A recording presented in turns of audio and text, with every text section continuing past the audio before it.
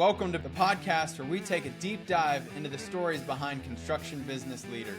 We will share how they got started, how they found success, and the lessons learned along the way. I'm your host, Eric Fortenberry. Welcome to Builder Stories. Welcome back, everybody. Today, I'm really excited. I've got Eric Anderson, who is the president of DreamMaker Bath and Kitchen, East Georgia. They're located in Swainsboro, Georgia. Really excited to have Eric on the show here. I've known Eric and his team for quite a while now. It's been really exciting to see them really continue to build and flourish with a great business. So welcome to Builder Stories, Eric. Thanks, Eric. I appreciate it. Happy to be here. Yeah, so why don't you give us a little bit of background? How'd you get into construction in the first place? What led you to start up your business? Maybe even how'd you end up joining DreamMaker? Yeah, it's a long story, but I'll try to keep it brief. So, in my high school years, I was homeschooled, and so I did extra school during the week so I could work with a block mason. And so I'd spend 2 days a week working with a brick and block mason, just the grunt work, building the scaffolds and hauling the mud and all that. But it sparked an interest in construction and building. And so when I graduated high school, rather than going to college or anything like that, I started building various things, little projects here and there. And then when I was 20, I decided to build a spec home. I bought a piece of land, built a house. I did all the work. Me and my dad did all the work, and he wasn't a builder, so I was having to learn it all and just figure it out as I went along. And that led to being in the home building business. As we were building that house, another person came along and they said, "Hey, can you build us a house?" And I was like, "Sure, I can," and we built that house, and then it kind of went from there, and we stayed in the home building business till in 08, 09, there was the economic crash that kind of hurt everybody, and we realized, hey, we got to do something besides just new homes. In our rural area, there was no way we were going to stay busy with that, so we started doing remodeling and new homes, and we were doing everything: kitchens, baths, decks, roofs, window replacement, you name it, even handyman work, whatever it took to keep the doors open. And that carried on and we did well. Our clients were thrilled, but it was just a job, but it wasn't a business. We weren't really truly profitable. We were just breaking even. And then in 2015, I was running some boards through a portable table saw on a job site and got my hand in the saw blade and chopped up a couple of fingers. Thank the Lord, I still have them. They're a little crooked, but they're there. And so I'm right-handed, and it was my right hand that got in the saw. So I had time to think, and while this thing was healing, and I was just thinking about our business as a whole. And I was like, we're doing everything. We're not specializing. So it's a kitchen one month, it's a deck the next. It was hard to be really predictable. It was hard to be profitable. And so I said, we got to focus on something. And so I had this time to think. I started typing with my left hand, like, what should this business look like, And I'd been reading the book, Michael Gerber's E-Myth. And E-Myth talks a lot about systems and the fact that we need to, build a business on systems. Otherwise, everything in our business exists in our head. We can't scale up. And also we can't, if we ever want to sell the business, there's no value to it because it's just what's in our brain. And that's exactly how our business was. So I started putting, typing out this picture of what our business should look like. I wanted to focus on kitchen and bathroom remodeling.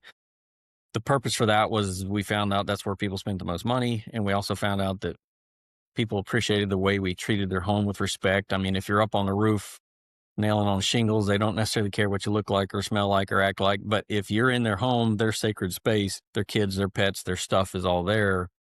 They care who's in their home. And we resonated with our clients, and they were happy to have us there. So we said, okay, we're going to focus on kitchen and bathroom remodeling. But then it was like, okay, how do I go from where I am to actually specializing in kitchen and baths? There's design center, there's all these vendor relations we need to do, there's these systems that we need to create.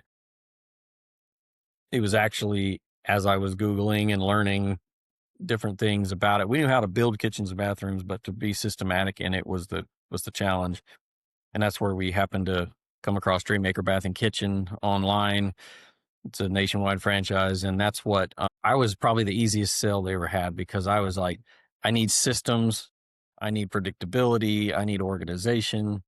And I thought about, I had already started building some systems, but I realized that I can do trial and error for the next 5, 10, 15 years and really refine them, or I can purchase and learn a system that has already been refined and start making money sooner. And that was the route we took, and works out well for us. I mean, it's what we needed. We needed that and that training. I knew the technical end, but I really didn't know the business end of it. And I think that's common with a lot of builders, And so I feel like we gotten a PhD in how to run a kitchen and bath remodeling business. So I guess that's as quick as I could make it to tell you how we got to where we are. Yeah, that's great. I'm still a little hung up on the man, the saw getting your fingers there. That's had to scare the hell out of you. It was scary, yeah. When you look down and your fingers barely attached, it's a little concerning. Anyway, it worked out the way it did, and I think there was a purpose in it. And I still have all my fingers, and I can use them, so I'm grateful for that. Man, yeah, well, I'm glad to hear that as well. So, I guess kind of thinking back early on, I mean, it's super awesome, again, growing up as a block mason, deciding to build you got a spec home going at the age of 20. I mean, that's pretty awesome getting to do that with your dad there as well. What was it like, when that first client came to you and was like, "Hey, like I want you to build me a home." Like, were you just like excited, or were you, like, really scared, or, like, a little bit of both? Like, how did you sort of decide to, like, okay, like, it's one thing to do a spec home, but, like, okay, now I'm gonna take someone else's money and we're gonna build it just how they want it? Like, I mean, that had to be nerve-wracking a little bit there. It was kind of scary and exciting at the same time. And as I think back, that the second house was actually the realtor that I was using to sell the first house. The Department of Transportation approached them and said, "There's a house that's right where we're going to do a road widening, a highway widening, and because of eminent domain, we've purchased their property. They've got to move, so we've got to build them a house. Do you have anybody?" And that's actually how the second house came along. And so it wasn't. Thankfully, it was a little less pressure than a custom home, because it was like, well, these people are getting this house built for them. But while we were building that home, a neighbor walked over and said, "Hey, my son he's moving into the area and wants to build a home." And that was technically our third house, was our first custom. It was nerve wracking. And to be honest, it was fake it till you make it. I mean, I knew how to build a house, but I was so lost when it came to estimating and just margins. And I mean, I just did not know. And we made a living, and that's about all in those first years. We did not make a true net profit and didn't really understand the net profit at the time. Sure. Did you run those, like, cost plus? I actually did give a fixed price, Wow. which caused me to have to eat a lot of stuff. I mean, my estimating was bad, but I didn't like the pressure of cost plus, in the sense that I felt like the client was left wondering all the time what the price was going to be. So actually, all through my career so far, it's always been a fixed price, with, of course, some contingencies of known obstacles that may be discovered, especially in remodeling. But that's kind of how we prefer to do it. But it's cost us some over the years too. So it's made our just be much more careful with pre-planning and estimating, so that we don't lose our Yeah. shirts. And so then you ended up transitioning to remodeling. How would you describe the difference of doing a remodel project versus a new home? Well, it's funny. If you'd have asked me this question when I was first getting going with, or when I was kind of starting, and maybe the first few years of new homes, I would have said remodeling is aggravating, it's frustrating, it's everything's out of level, out of square, it's a pain and all this stuff. But somewhere along the way, when I began to do more remodeling and less of the new construction, I began to see it as, man, it's a transformation. And that is so exciting, to go into a ugly, poorly designed kitchen or bathroom where the client has so many issues with it. Totally rip it out, totally transform it, lay it out differently to fit their lifestyle, and then it's beautiful and it's functional. That is more rewarding to me now than building another perfectly level, perfectly square house, because I don't know, that gets a little bit, maybe boring is the word, or maybe just it's not as satisfying. The other thing I noticed is new home construction clients were a bit more demanding because they're like, well, it's brand new. It ought to be as brand new and perfect as my Chevy Silverado. But the fact is, it's not being produced in a factory with perfect conditions, so it's hard to produce absolute perfection. Whereas the remodeling client appreciates so much more what you've done because they know what it was like 3 weeks ago, and it's so much better now. So I feel like it transforms people's lives more in the remodeling field, and I just find it more rewarding. It's awesome. Love hearing that. I mean, I remember when I first started talking to different builders, you'd sort of just assume that it'd be so much harder to build a new home just because, it's a much larger project. You got so many more things going on. It takes a lot longer, but like the reality is like it's just a whole bunch of unknowns when you go in to rip out someone's walls and kitchen, and there's just so many things that I think really present these challenges to you that you're really not ever going to know until you really get into it. Absolutely. Has that been the same for you, like that same experience? It has been, and one thing it has done for us is it's forced us to be far more careful on the front end. So through DreamMaker, we've learned to to use processes of, check and double check and not the same person double checking. Like I'll go out, me or my dad is also doing sales. We'll go out and do our initial visit at the job site and capture as much information as possible. But then after we come back and create a design and we feel like we're getting close to contract, we send our production manager out and he's now looking at it from production eyes, and he'll catch things and he'll be like, "Hey, did you consider this?" Or "Hey, I crawled under the crawl space and there's actually rot under the floor." So we have checklists for all these things, but it's most of our clients comment on how thorough we are on that front end, and that's why we're that thorough. Because yeah, I could be take the lazy route and just say, well, we'll just create a change order, but that's not good for the client experience. It leaves them constantly worrying. And yes, sometimes we do have to create change orders because sometimes we could not have known what's behind the wall. Like you tear out a shower and there's termite damage behind it. There was no way to know till you tore it out. And we got that in our contract. But as much as we can possibly foresee and include in the original scope of work, we do. And it makes it much less worrisome for the client because they see how thorough we're being. And then on the other end, our production numbers look a lot better because we're not, we're aware this is going to be a challenge. We've factored in the time and the materials for it, and we've even put it in our specs, and our guys are ready for it. Nice. So, before we kind of transition to sort of what this post joining DreamMaker looks like, when you think back about the early days, and when you're again running these remodel projects, but like you've said a couple times now, you felt like you were barely making ends meet, didn't really see the profit. Like, what do you think, at the end of the day, like what were the biggest challenges that caused that to happen? Like, obviously when you sold the job, you thought you were going to make money, you thought you were going to, it was going to go well. I mean, like when you kind of think about that, like what do you think like sort of caused those challenges? Because there's a lot of people, that listen to this podcast that are very early on. They're just now starting out. Like they're probably feeling that same thing that you were going through, but they don't know why that keeps happening. Like, do you know why?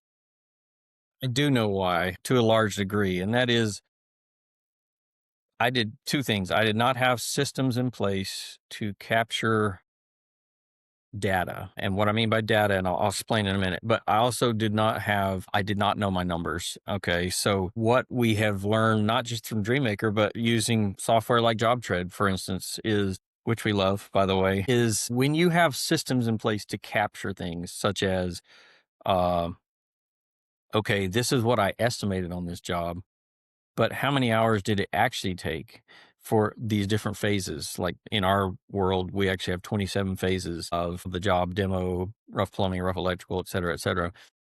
And our guys using JobTread as our app, we're clocking in to those different phases all throughout the day, And of course, they may only switch like once or twice, from maybe rough electrical to rough plumbing to framing in one day. But the point is, we're literally tracking how long it is actually taking, because what often happens is guys just quote a job and then they're on to the next one. And it's just like, oh, shoot, we didn't make any money. Too bad. Let's try again. And you replicate the same mistakes over and over and over again. So what we do is post job analysis with every single job that we do as a team. So our production guys are here. In fact, our whole team, because we're a small team. So every Monday morning we have a team focus meeting. And if there's a job that's just been completed or two, we'll pull up PJA, post job analysis, and it'll show this is what was estimated. This is what it actually took. And it's never about beating anybody up. It's never about a shame. It's literally awareness and say, hey, we had 9 hours figured in for framing. It 10 and a half. If that's all, usually it's just, okay, some challenges. But if it took 20 and a half, let's talk about it. Like, why did it take longer? What did we miss? And then we capture that, And so the next time we do the quote, we're comparing and we're saying, okay, actually we should have included more because of this circumstance. And so we do materials, trades, and labor and post job analysis on it all, and gross profit margin. They know what our goal is, and if we've hit it, everybody's clapping and cheering. If we didn't, there's a little bit of a groan, but I mean, nobody's getting beat up. So that's the big thing, is how to capture that data. Second thing is knowing our numbers, like really knowing. For instance, okay, you may have a labor rate, but what is your true burdened labor rate? You got your workers' comp, you've got your general liability, you've got vehicle costs, you've got all these things. Are those actually being accounted for? Or is it just kind of like, I don't know, I think it's about this, and you go on. We know exactly what our labor burden rate is, and it's almost always going to be higher than what you thought, but when you start factoring everything in. And then thirdly, if my third, fourth, whatever number I'm on, is putting the right margin on the job. And I didn't realize what I actually should be charging. And to me, profit was any money left over when I paid everybody. But that's not profit. Profit is what is actually in the bank after I've been paid, after my office manager's been paid, after all the staff, after my rent's been paid, all these things. And after, of course, the job costs and the guys on the job. This is money left over completely. That's a true net profit. And how do you charge to get that? So all of these things play into it. And I guess that's not a real concise answer, but comes down to know your numbers, track your numbers, and have a way to, go back and compare, and take the time to do it, because a lot of times we're so busy selling the next job. I can't be bothered. Well, guess what? You're replicating yesterday's mistake for tomorrow.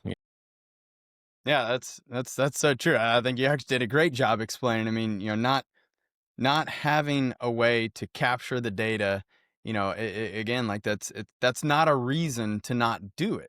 And so many people, they just keep going and they just keep doing the same thing job after job, but expecting a different outcome. And like, I think that's like the definition of insanity.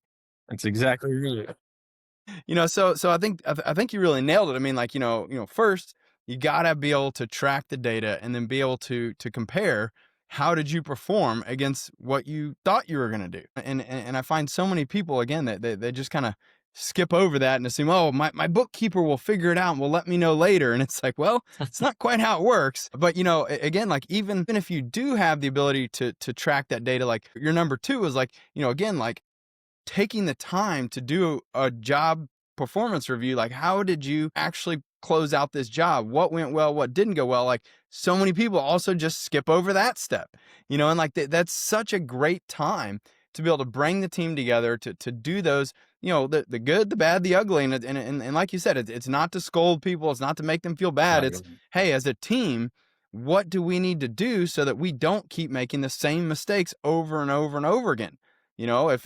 Again, if you're underestimating how long it takes to do framing, okay, well, great. We need to know that. So the next time we go estimate that, like, we will have more information. We can use that historical data to help us make more accurate data-driven decisions in the future. So I think that's huge. Absolutely. It is. And I've found that awareness is half the battle. I mean, when the guys don't know that, we're always hitting a little bit lower on drywall or framing or something like that, then there's no goal to aim for. So it's not just doing better in sales and estimating. It's, can they be a little more efficient? Maybe they're standing around chatting and two guys are solving one problem. Why not let one guy do it? And that awareness of just bringing it up and saying, hey, this is where we aim, this is where we hit, it keeps it front of mind. And that's huge. When somebody is aware of a problem, they're already going to be more likely to take steps to improve it, So and actually the other nice side of it is it builds a team culture. The guys know you are never going to get beat up for coming over on time or anything like that. You're going to get celebrated for coming under, of course, you're going to get a bonus, but it builds this teamwork where, guys are happy to be working where they work, and that may come up later when it comes to challenges of keeping people, but the team atmosphere and then company culture is everything. Yeah. Well, and again, I love the notion of like, I mean, you said it like, you have to know your numbers. You have to understand your numbers. You have to track it. You have to analyze it. You have to know it. But now, like, you also can use it to motivate others. And if you don't share, if you aren't transparent about, hey, here's what we got in this project, like, if you don't give people a goal, then yeah, how would they ever know if they're performing well or not? Like Yeah. that's so awesome that Yeah. you're doing that. And in our job binder for every job, it tells exactly how many hours are estimated for every phase. So the diligent carpenter can look at it, and some of our guys are a little more motivated by that, some are a little less, but they have it right there. Okay, I'm about to start framing. I've got 7 hours. Let me see if I can do it in 6 and still keep the quality up. And hey, for every hour they save on the job, they're going to get a bonus. So, but I like the saying, if you aim for nothing, you'll hit it every time. So give them a goal. Even if you don't hit it, you're going to be closer than if you aimed for nothing, for sure. Now, one of the other things that you said that really stood out is like you have to know what you need to charge and you have to charge the right amount. And I think so many people they struggle with that. Like that it's like, how do I price this? Like, it's one thing to be able to come up with the cost and kind of know what it's going to take you to actually perform that job. But like, people struggle to charge what they're worth and charge the value that they're providing. So how have you kind of gone through that? It seems like it's kind of this like journey for a lot of people that they're always way under. They always just trying to win the deal at all costs. Like they don't sort of think about, well, hey, here's our gross profit, but let's actually think about our net profit. How have you how has that thinking evolved and how do you believe you've gotten to the point where like you're now accurately charging what you should be charging? That is a great question. And I'm not going to stand here or sit here and say it's still not some head trash that I deal with every time I present a proposal to a client, because you're always, there's always that tension. But first step is know your numbers, because once we realized that we have to charge this to come up with this net profit. And, you know, if you're talking about, let's say, a true net of 10%, let's say, like true net, 10% can vaporize very quickly with a few mistakes. It's not a huge margin. I mean, we've been blessed to be able to do better than that, but that's kind of the minimum goal. We want to at least hit a true net of 10% into and when it's all said and done. And once you realize, hey, if I start giving stuff away, just literally taking out of my pocket, giving money away, where's my net going to be? I'm not going to have one. It becomes sort of like, I can't not charge what I need to charge. And that's that awareness again. When you don't know your numbers, it's like, oh yeah, I can cut this off and it'll be no big deal. When you start knowing your numbers, it's like, man, I can't do that. I'm giving away all of our net. And so it's like becoming truly convinced in your own mind first that this is what you need to charge. And then it's just a matter of, am I going to help fund this person's project, or are they going to pay for it? Because they came to me, it's not up to me to help fund their project. And I do think that while budget is always an issue with clients, we think it's the highest issue. It is not. And if we will present ourselves and our company to them and help them understand what we bring a fantastic client experience. You're going to have the easiest remodeling experience you've ever had, because and here's why. We do this, and this is how we make sure that it's easy for you. And I could get into all that. But the point is, once they start realizing that they have something besides price to compare me to the other guy, price drops several notches in most people's value system. And they say, but what I really want is I really want these guys to get in and do the job and not mess up my whole house while they're doing it. And I really want them to be on time, and I really want them to complete it when they say they're going to complete it. And I really don't want to have a guy walking around half drunk around my job. And I really want people that are like, I'm comfortable having around my kids and my pets. I really want the peace of mind, and I'm willing to pay for it. So then that gets into sales, which is another thing. But so it's first being know your numbers, then be so convinced that you can't not charge what you need to charge, and then learn how to sell to the person's true emotional desires, not just the price point. Because look, I always said there's always somebody willing to go out of business faster than me, and they'll underprice it. I'm not going to win. So I don't compete on price anymore. Don't do it. And I tell my clients that right up front. I say, if you're looking for the cheapest, I can assure you we're not that person. But if you're looking for the easiest, best experience you can have in remodeling in our area, we will deliver that, and we will not rest until we've delivered it. And some people will value that, some people don't. And if they don't, they're not our client, and we just move on. I love that, and I think it's so important that you do have that conversation. I mean, I think a lot of people hide behind their price until the very end, and like, I think just being forthcoming and like educating the client and like, look, there are different quality contractors out there. You got different options. If you want the cheapest option, like that's not us. Like when you say that up front and you just come right out with that, like again, it's like you're immediately giving them a choice. Like, should I go elsewhere or do I actually want to explore what this would be like? Do I want to hire a high quality contractor who's going to get this job on time, on budget? Like, like you're putting that decision up at the very beginning before you've spent a whole lot of time, money, effort, to get to the very end. And then, oh, hey, by the way, let me just shock you on this price. It's no, like they have committed themselves and their time as well, knowing that you're not going to be the cheapest guy out there. Yeah, absolutely true. I couldn't agree more. I used to do that. I'd give a quote to anybody that walked in the door. We don't do that anymore. I mean, we'll have a conversation, and I'll tell them ballpark ranges in the first meeting. But beyond that, free stops right there, and we actually get a design retainer before we proceed any further. And they already know about what they're agreeing to, and they put down some money. Now it's refundable if they sign the contract, but if they don't, I spent a lot of time doing a quote, doing design work. I can't give that away for free. And that actually is a qualifier. The price shopper kind of says, nah, I'm not going to go that route. But the person who really wants what I offer, they'll value that. And so I think that's a huge part of the equation is just, making sure you're dealing with the person who values what you have to offer. And, price is not the highest thing on their list. So funny how, again, you just, client might tell you what their budget is, but that often really isn't the budget. Like when they see like, man, like they're already going to be out here, I could have them do just a little bit more for, a little bit extra. Like it just sometimes magically comes up that, oh, well, we'll go ahead and do that. That's one of the reasons I love the selections in JobTread is like, look, I'm not even going to push these things, but I just want you to know it's available if you want it. So many Yeah. times the clients are upselling themselves, out of their own budget range and, ends up working out well for everyone. Yeah, and one thing to that point is if a person comes in with, let's just pick a number, a $50,000 budget, and I'm telling them that it's probably going to be 70 to 90, then but I can say, look, let me tell you what I can do for 50. You know, I can't do granite countertop or quartz countertops, and I can't do the custom cabinet line. I can do a stock cabinet with a high definition laminate top. And so that's where we start. And then they mentally get over that hump. And then they say, in a subsequent meeting, well, how much more would quartz be?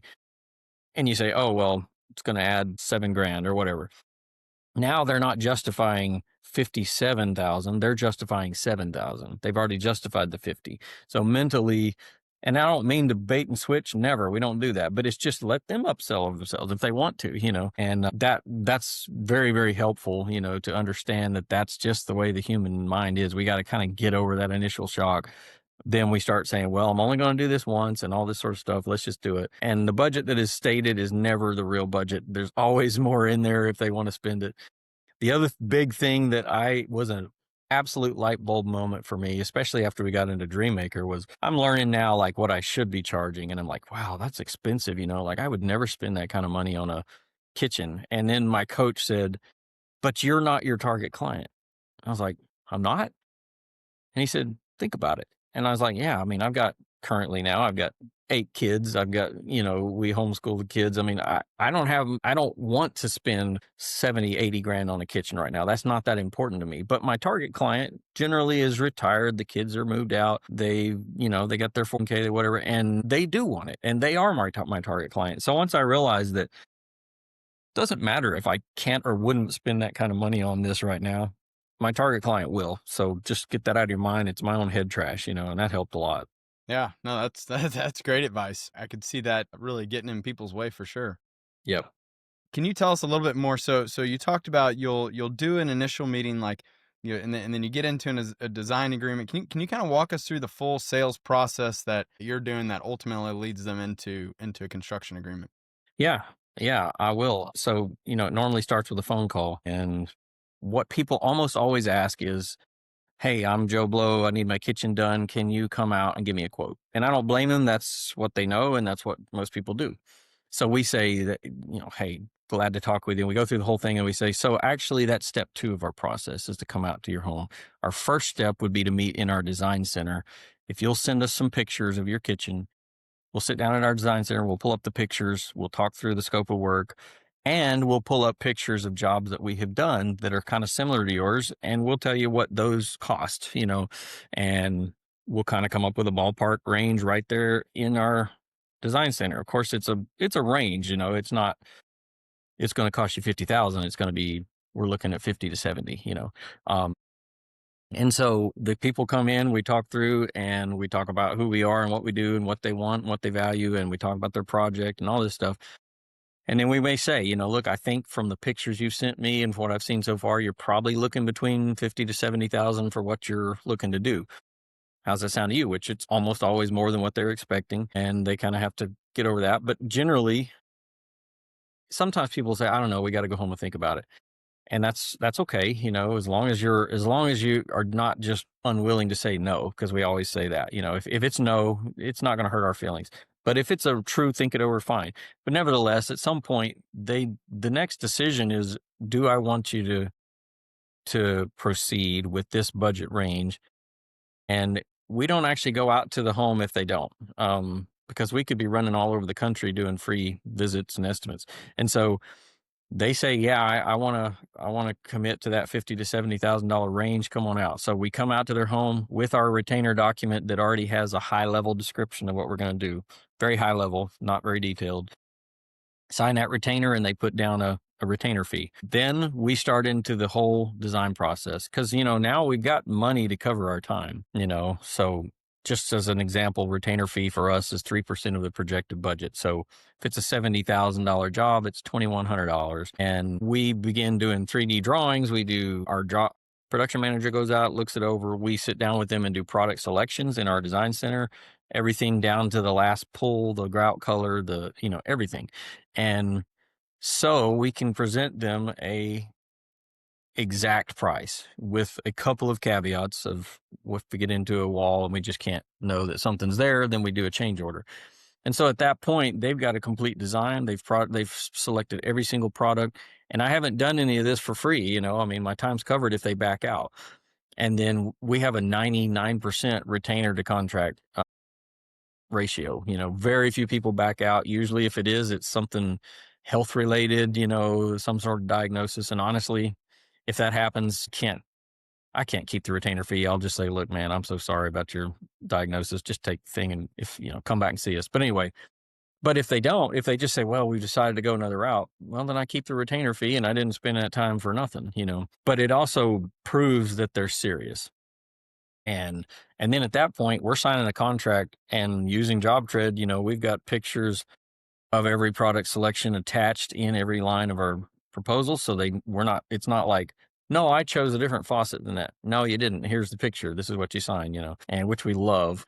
And then we go to contract and we get a 50% deposit generally, depending on the size of the job. And different states have different rules on that, I know, but we do a 50% deposit. We start ordering all the materials, come into our warehouse. We open every faucet, we open every cabinet, and we make sure it's in perfect condition, aged with the client's name on it before we ever start the job. So when we start, we're off to the races. There's none of this, oh, plumber's here to put in a faucet and it's got a big scratch on it. He'll be back in 2 weeks when we get the replacement faucet. It's already been inspected. We already know. And that doesn't mean it's perfect. I mean, there's probably 1 or 2% of things that just slip between the cracks because of something that, happened that we couldn't have foreseen. But it really streamlines the process. And so the client has a great experience. So anyway, I'm getting ahead of myself, but that's the process, if that Yeah. answers your question. No, that's great. Again, I love you're getting them to commit early on.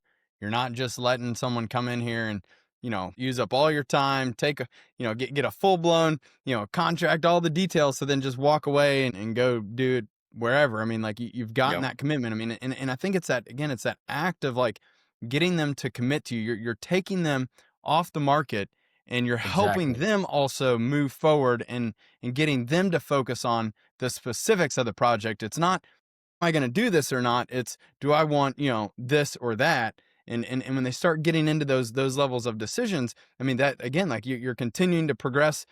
And like you said, I mean, the 99%, retainer to construction, right there. I mean, like that's phenomenal. It shows that you're adding a ton of value. You're giving the clients exactly what they want, and then helping them get comfortable to the point where now they're ready to move forward. And then you can get in there and you can get it done. Again, like you talked about, the goal is no change orders. I love Yeah. that. There's nothing I worse than hate change orders. I feeling hate like you're change getting hit orders, with a man. change order. Like, no. Yeah, I agree. I mean, you're 100% right. Like, I guess there are some builders, plenty that, hey, they make their money off the change orders. And I'm the opposite. I want zero if I can help it, because it's a bad surprise for the client. It doesn't build the relationship. So, yeah, we're looking to be as thorough as we can possibly be. And sometimes our clients are even like, man, you guys, you ask a lot of questions, or like, yeah, we do, because then I won't have to ask it when you're gone on vacation while we're doing your bathroom, it'll just get done. The other thing, the way we sort of sell the retainer to the client is, look, I know the guy down the road does free estimates. If I do free estimate for you, how accurate do you think it's going to be? Because I mean, there's 10 other people waiting for their free estimate too. How much time can I spend on it? And so how accurate do you think it's going to be? Probably not that accurate. And so there's going to be all kinds of change orders, or, oops, I didn't think about that. And now you got to pay for it. But if I'm being paid essentially to do this proposal, I got the time to settle in and really think it through and be careful with it. And so it's not cutting corners. And when they realize, yeah, I mean, the other guy's going to write something on a napkin and he's off to the next one. How good is that estimate? Mine's guaranteed, with the few caveats. And so, and I always tell people, look, if I forgot something, you will never know about it.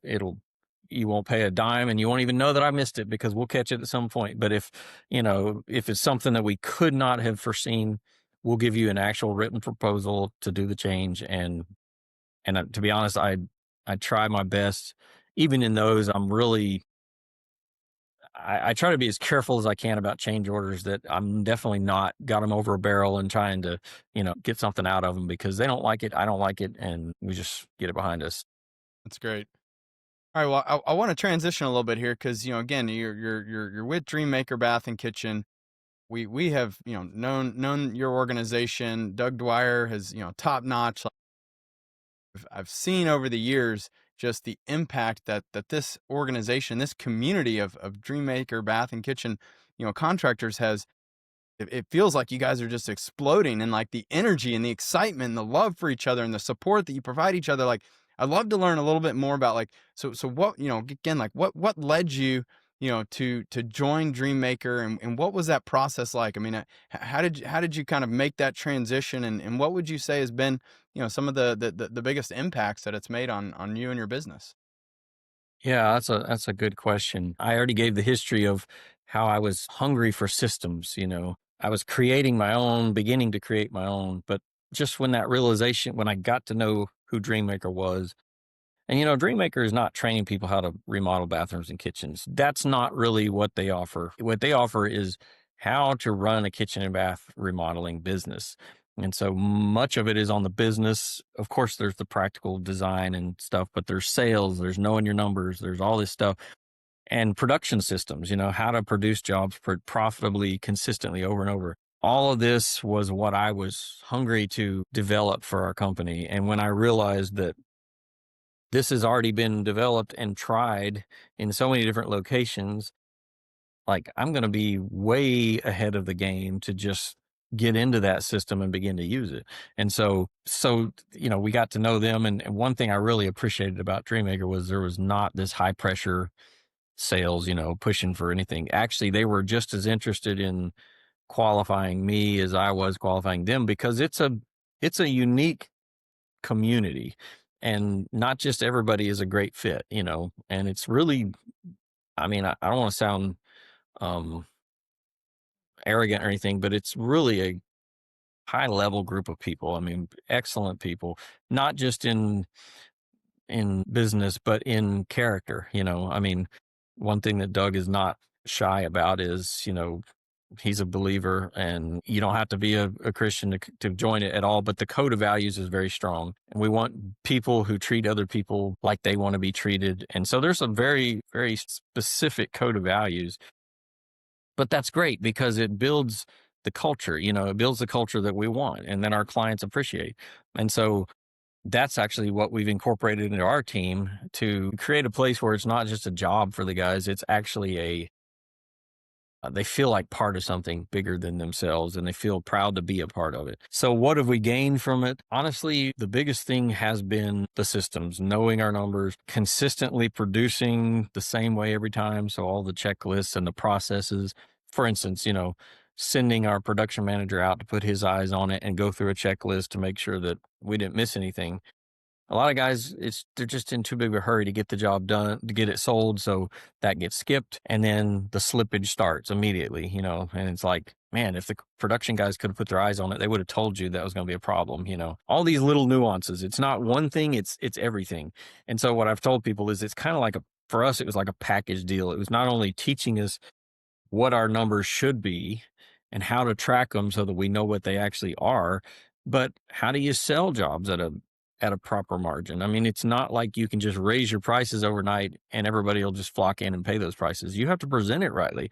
So there's sales training, the right way to interact with people so that you build their confidence without actually telling them, because it's like this. I can tell you that I'm going to give you a great experience and da da da da da, but I can tell you anything and I can lie to you, But if I ask you questions that help you discover what we do, then it's your data, not mine. It's your conclusion, not mine. You say, you guys must be top notch. I didn't say that. You did, and you believe it. And so there's the sales of it, too. So whole picture. And then the other big thing that has been so great for us has been part of the network, because you got this whole group of people who are not competing whatsoever, who all benefit if one guy benefits, and who have nothing to hide. And we're working the same business with the same systems. So like we can get together every January, which we'll be doing here in a few weeks, and we pull out our numbers from last year, how we hope to do and how we actually did. We pull out our goals for next year, and it's like apples for apples. So when this guy says,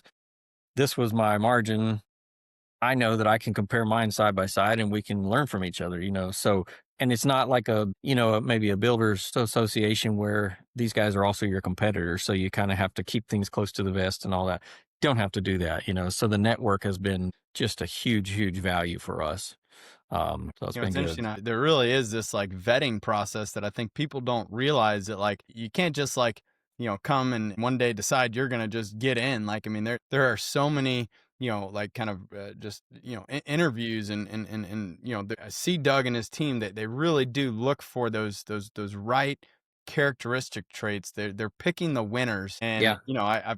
I've heard of people who have been disappointed because they didn't get in. It's like, well, I mean, you have to be at the right place in your business. You have to be ready to make the right changes. You have to be open to this. I mean, you have to be able to make the investment too. And, you got to have a showroom and like, there's this whole series of things. But like at the end of the day, like I think that's really, really valuable, because like it is making sure that every single person that joins that community, joins that network, is at the right place where they can, take what they're being taught and take those systems and build the right, business with this training and with these tools. And like when you get people who aren't in that right place with that right mindset and don't, they're just kind of looking to take for themselves and don't want to give back and don't want to do right by their clients, like, that's not the right person to join this It's community. not.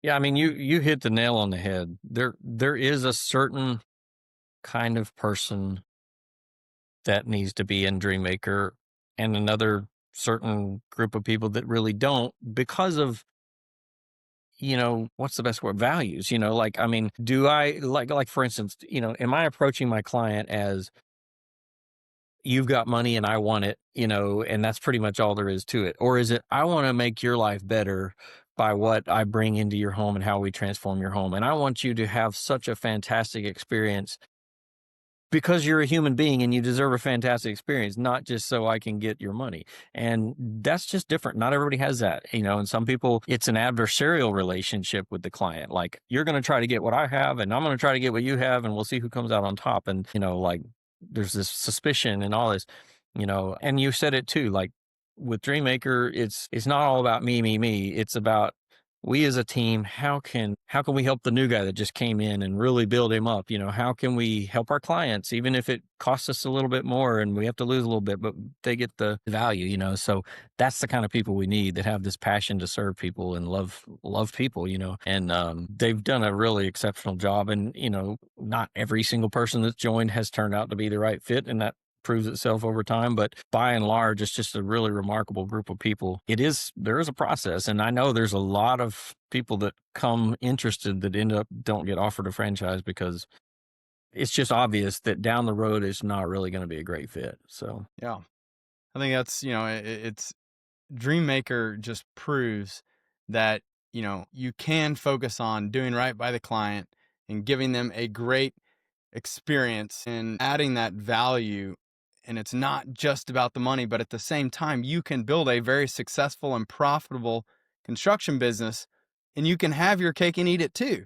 you When you can. do good and you genuinely put your client first and you help others and do right by others, like good just comes. It really does. Like, it just kind of how the universe seems to work. Like, and I think that like DreamMaker has shown that, through and through, that when we do the right things and honor our word and honor our clients and honor our people, good things will happen. And again, I think the proof is in the pudding, and you guys have shown the results.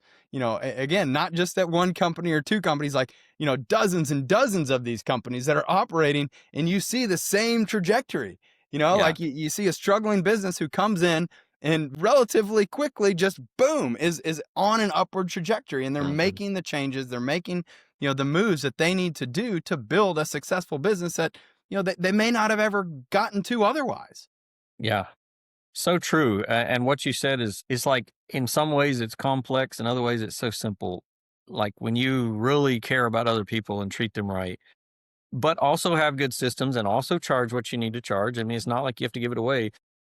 Good things happen. I mean, people begin to recognize this is excellence, and I want an excellent team to do my job. I want to be part of an excellent team. It attracts the right people too. We found in our own team. I mean, when I sit down to interview somebody, we literally read every single code of values, and it's fairly lengthy. We read both sides of the card. I read one, they read one. I read one, they read one.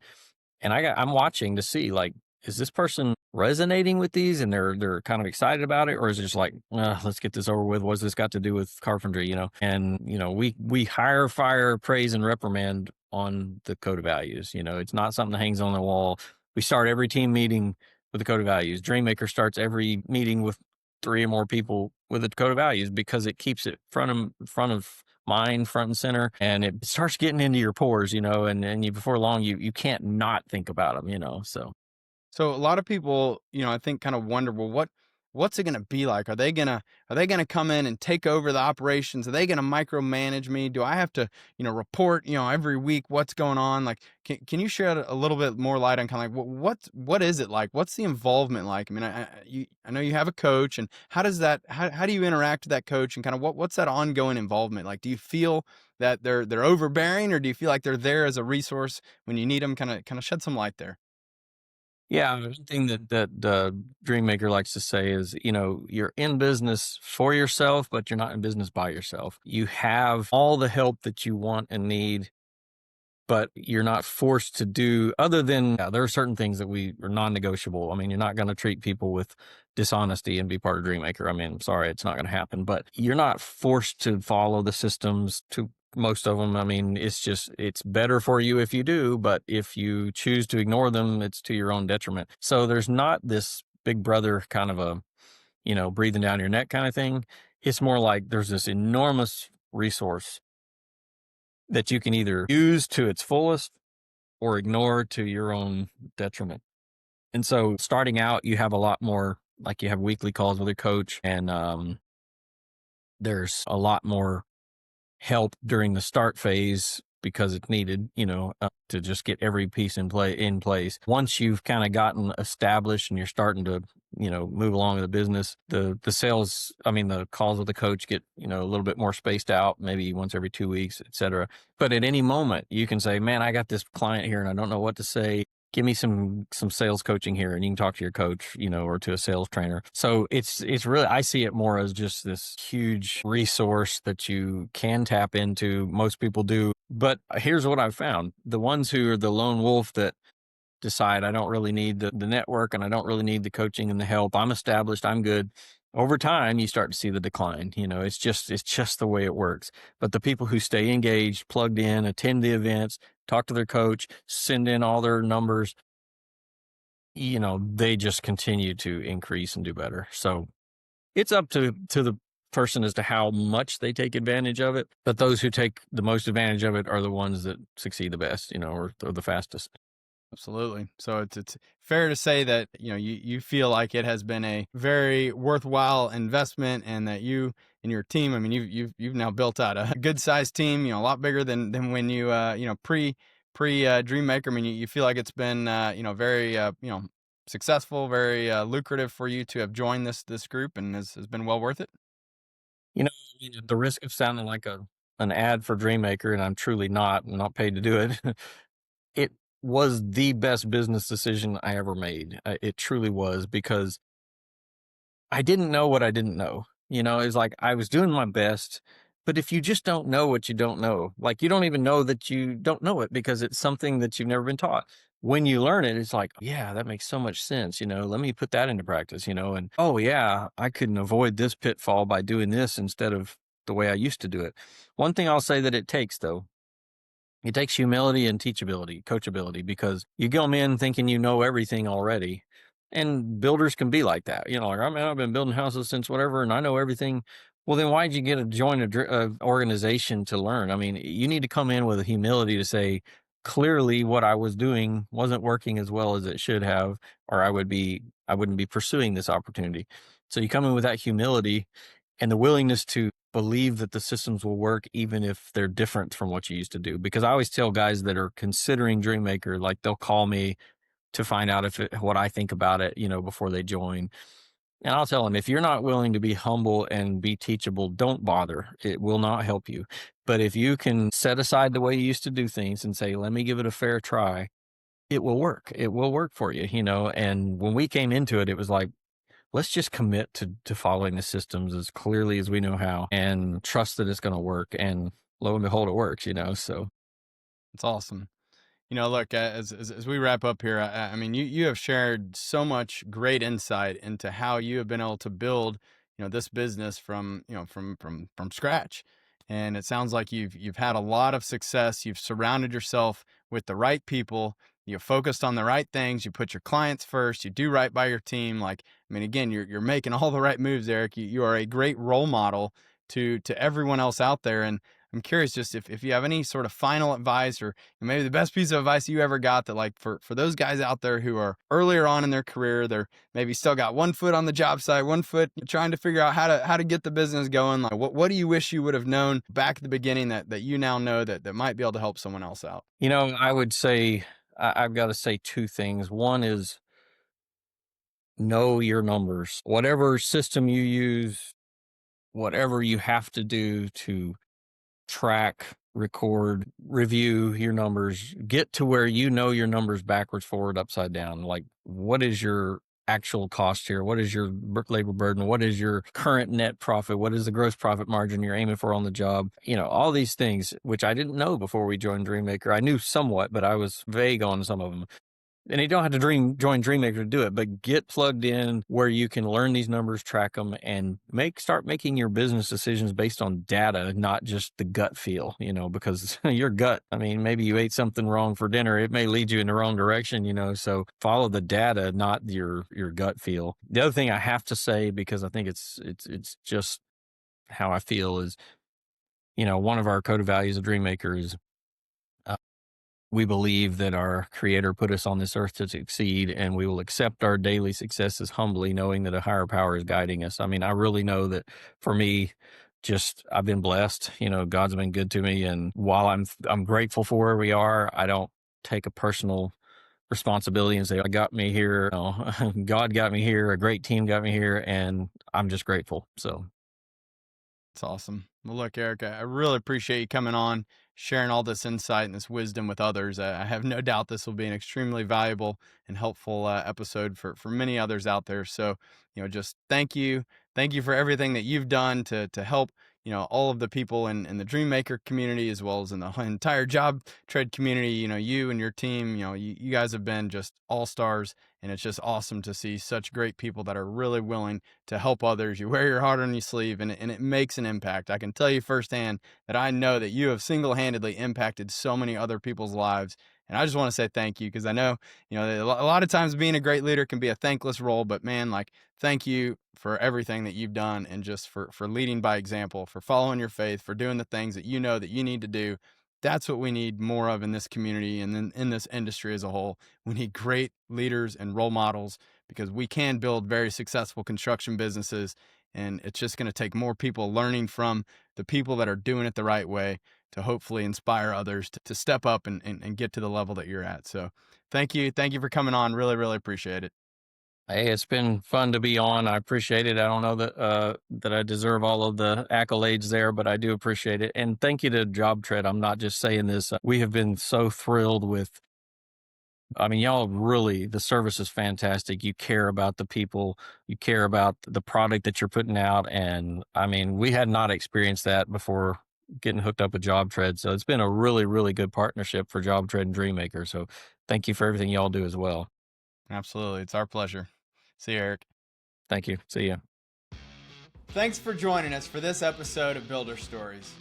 We hope you enjoyed the conversation and gained valuable insights that can help you in your journey along the way. Don't forget to subscribe to the show and leave us a review. And as always, if you or someone you know has a story to share, please contact us at builderstories.com. We'd love to hear from you. I'm Eric Fortenberry, and remember, every builder has a unique story. Keep building yours.